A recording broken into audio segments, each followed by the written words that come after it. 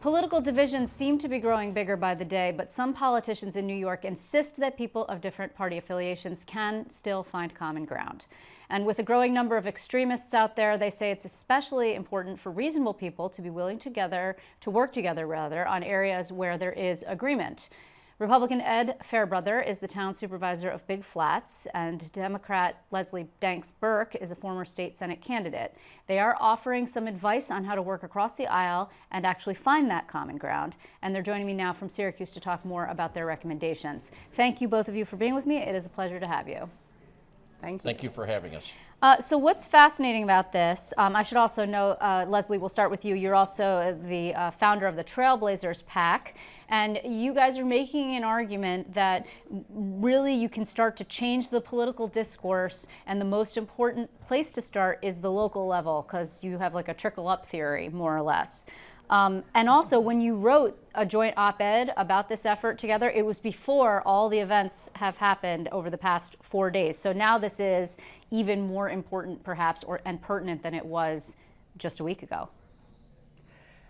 Definitely. And I believe that if you can't find common ground on the small things, then in a period of really heightened consciousness, it's going to be a lot harder to figure out ways to talk to each other. And we're certainly in a time when that's paramount, is that we figure out ways to talk to each other. And I just like to start by saying that the comments that our president have made over the past couple of days, standing up for people who are marching under the fascist flag, standing against democracy, and saying that those are good people, that's a gut punch.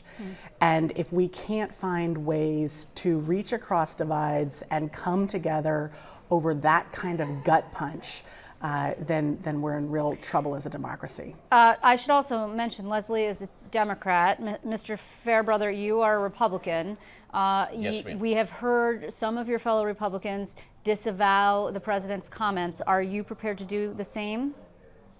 I do not particularly care the way he did comment. I'll be perfectly honest with you. I'm 71 years old. I lived through segregation. I saw the South and what it did coming up through. And we don't want to divide this country. We need a leader, whether it's him or anybody, I don't care who it is down there, that needs to go together and bring our country together. We can't keep separating ourselves. We are the greatest nation in the world, and we are the showcase of the world. And if we don't start getting and fixing things that we have that are wrong across the aisle and working together, then we're never going to get anything done. And right now it's so critical in this country in the next few years that we get these things fixed. Both sides need to work together because neither one of them have the answers. Interestingly, so you wrote this joint op-ed and you're really focused on young people and trying to get young people involved in the political process. And we talked a lot about that during the last presidential election, particularly because you had a lot of young people motivated to support Bernie Sanders. But it can't be lost on anyone watching these videos of these violent rallies that the people who are participating, many of them are quite young. So somewhere along the way, we are losing people and they are feeling disillusioned about the process and that they do not have a role in it as it stands. Right. I think that as humans, as Americans, we have to stand up for the principles that this country was founded upon, and we need to demonstrate to our young people that we stand up for those. And unfortunately, the president has not demonstrated that in the last few days, but that doesn't mean that regardless of which party you're in, you can't stand up and act honorably and act in the best interest of, frankly, the greatest generation who went to battle for us and fought for our freedoms and fought against that fascist Nazi flag.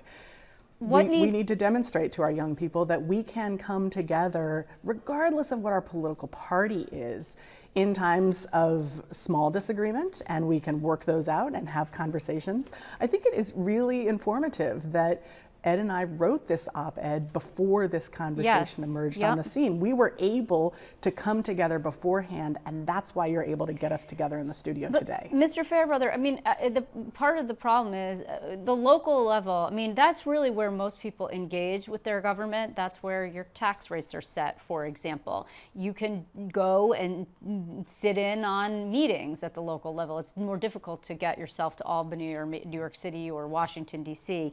or what have you. But clearly, and I understand the theory that, you know, all politics is local because you quote Tip O'Neill, the late Tip O'Neill, but isn't the tone set from the top? I mean, how do you combat that when you have this tone that the president is setting and that is so pervasive? Well, I think it's utmost important myself. My town board, I do have 3, I consider young, councilmen. I have 3 young men that are on there. They have different views than I have. They go against me on some things and want some changes, and we mediate that and go forward and keep a very open mind. But when you're saying local governments, one of the problems is in most meetings in my town, and I, again, have a very open meeting. If we put a resolution on the floor and you're in the audience and you have something to add to it, we allow you to speak during that and bring things up. I only have 4 or 5 people at the most that ever come to a town board meeting. So we don't even really have, even on the local level, the participation that we really should have. We're trying to move forward with our town. We used to have a young adult sit on the town council. They did not have a vote, and they could not go into executive sessions, and we need to go back to that. I'm trying to find somebody now to serve in the town of Big Flats, a youth that would come and give us their perspective. Can I also, but I think, forgive me for interrupting you, but this is a question to either of you, particularly you, sir, because you know, you also have a responsibility as a local official to make sure all voices are heard, even voices, as you've said, with these 3 individuals who do not agree with you. And while you do not agree with, and pretty much most people, but not everyone, say they disagree with white supremacists or Nazis or extremists, they also have a First Amendment right to speak, and you need to protect those people and their right to exercise their ability to speak out. You know, Liz, you have to really look at the difference between something that you have a right to say and something that is right to say. And our country, our Constitution protects free speech, absolutely. But that doesn't mean that every single piece of speech gets equal value. That is not what the Constitution says. We are still free as human beings to recognize what is part of human decency and what is not. And yes, it is our president's obligation to do that from the top, but I'm also going to push back on the idea that this agenda gets set from the top down. We have a democracy in this country. Voters are the most important voices in the conversation. Unfortunately, voters' voices have been left out more and more in recent years, partly because people are choosing not to participate as much. Right. But we need to drive this conversation from the voters' table. We tell our leaders which way to go. That's how it works in America. So in parting, let me ask you this. Now that the ante has been upped, if you will, since you wrote this op-ed, you came together, and then subsequently Charlottesville has occurred, and subsequently the president's comments have occurred. What do you plan to do next? I plan to continue to have these conversations, and you know, Ed and I don't agree on everything. I mean, there's a lot of issues we don't agree on. I mean, absolutely. But at least we can have a conversation about them because we're willing to come to the table and grapple through these policy differences. And if you can't at least come together on basic rules of the game, that you're kind to each other, that you respect each other's views, that you come together and try to grapple with what's right. If you can't agree on those rules of the game, then it's not going to work. But Ed and I agree on the rules of the game.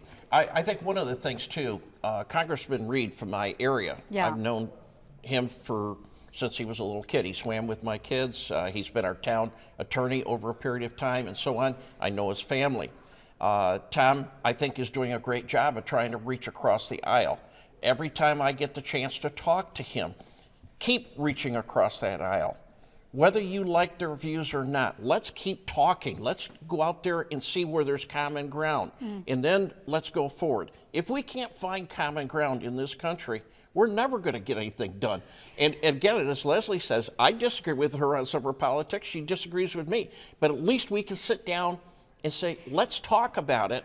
And let's see where we do find things. I'm very glad to hear that you're challenging Mr. Reed to do that, because I think that he needs to come out and disavow President Trump's comments, just as you have, and to the extent that you're able to reach him on that, carry that message. I appreciate it. Well, at least we know, we're out of time, but at least we know that you're capable of sitting in the same place at the same time in front of the same camera for 10 minutes. We know that quite clearly.